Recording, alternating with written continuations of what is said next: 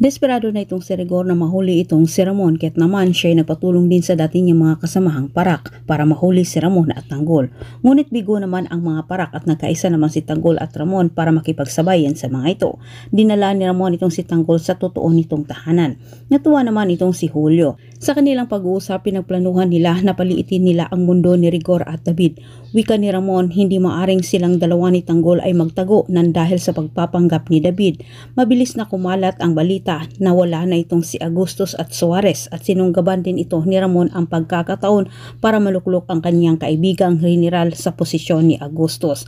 Agad niya itong tinawagan at pinaayos din ang kanyang pangalan sa kaso na hindi na siya dapat magtago. Nakarating kay Ramon ang ginawa ni Rigor kay Marites at nais niya itong tulungan. Nagpaalam naman itong si Ramon kay Tanggol na kunin umano itong si Marites para sa gayon mabuo ang kanilang pamilya. Bagay na sinang-ayunan din ito ni Tanggol at sinabi naman ni Julio na sila'y babawi umano ni Ramon. Sa kabilang banda, hindi magandang balita ang natanggap ni Rigor mula kay Mando. Walang nahuli umano ang mga parak na Ramon sa kadahilan ng hindi si Ramon ang kanilang inatake bagkus ibang tao ito.